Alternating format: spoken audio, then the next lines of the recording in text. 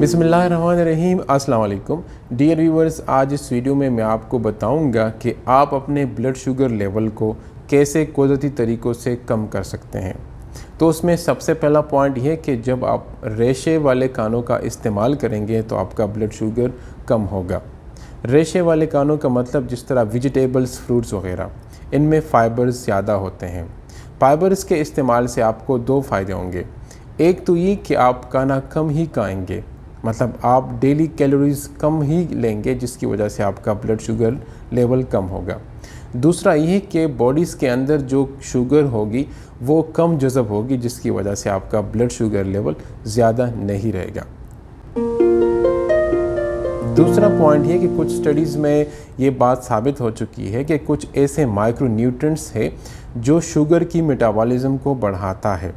Sugar की मिक़दार को body में कम जज़ब हो जाता है, जिसकी वजह से आपकी जो ब्लड शुगर लेवल है वो ज़्यादा हाई नहीं रहती। उनमें सबसे सरफहरिस्त है क्रोमियम। क्रोमियम जिन कानों में अवेलेबल है, जिन फूड सोर्सेज में अवेलेबल है, आप अपने स्क्रीन पे देख सकते हैं। इन्हीं कानों का अगर आप इंतखाब करते हैं तो ये आपकी शुगर लेवल को कम करेगा। तीसरा पॉइंट है ब्लड शुगर लेवल को मॉनिटर करना, यानी इसको चेक करना। जब भी आप अपने ब्लड शुगर लेवल को मॉनिटर करेंगे, उसको बार बार चेक करेंगे, यानी खाना खाने से पहले और खाना खाने के बाद, तो उसमें आपको ये फ़ायदा होगा कि आपको पता चलेगा कि कुछ ऐसे खाने या कुछ ऐसे आपके लाइफस्टाइल है जिसकी वजह से आपकी जो शुगर लेवल है वो कम हो जाती है या बढ़ जाती है। ब्लड शुगर लेवल को जब बार बार मॉनिटर करेंगे तो आपको पता चलेगा कि कौन से ऐसे फूड सोर्सेज है, कौन से आप डेली आप खाना खाते हैं जिसकी वजह से आपका जो ब्लड शुगर लेवल है वो बढ़ जाता है। तो उसको आप नज़र में रखेंगे और उन्हीं फूड सोर्सेज को जो आप इस्तेमाल नहीं करेंगे, और वही लाइफस्टाइल जो आपकी ब्लड शुगर बढ़ाएगी, वही लाइफस्टाइल में जब आप बदलाव लाएंगे तो आपका जो ब्लड शुगर लेवल है वो कंट्रोल में हो जाएगा। मेथड नंबर 4 है फेनुग्रीक सीड का इस्तेमाल करना। फेनुग्रीक सीड, जिसको फेनुग्रीक को हम उर्दू में मेथी बोलते हैं। जब आपने खाने में 2 से 5 ग्राम या 3 से 4 ग्राम फेनुग्रीक सीड का इस्तेमाल करते हैं तो इसका सबसे बुनियादी फ़ायदा ये होगा कि आपको भूख कम लगेगी, खाना आप कम ही खा पाएंगे, जिसकी वजह से आपकी शुगर लेवल जो है वो कम रहेगी। क्योंकि कम खाने की वजह से कैलोरीज़ कम लेंगे, जितने भी आपकी कैलोरीज़ कम होगी उतना ही आपका जो शुगर लेवल है वो कम हो जाएगा नेचुरली। नंबर 5 है वर्जिश करना। शुगर लेवल को अगर आपने वाकई कम करनी है तो आपने एक्सरसाइज करनी है, क्योंकि एक्सरसाइज करने से आपके बॉडीज़ के अंदर जो एक्स्ट्रा कैलोरीज होगी वो ज़ायल हो जाएगी, जिसकी वजह से आपका जो ब्लड शुगर लेवल है वो नॉर्मल रहेगा।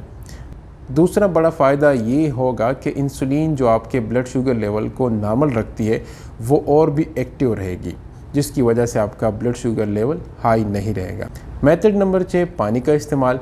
आप जितना भी पानी का इस्तेमाल ज़्यादा करेंगे तो पानी के इस्तेमाल से किडनीज़ के अंदर जो शुगर रहेगी वो फ्लश आउट होगी, वो बॉडी से बाहर जाएगी, जिसकी वजह से आपका जो ब्लड शुगर लेवल है वो कम रहेगा।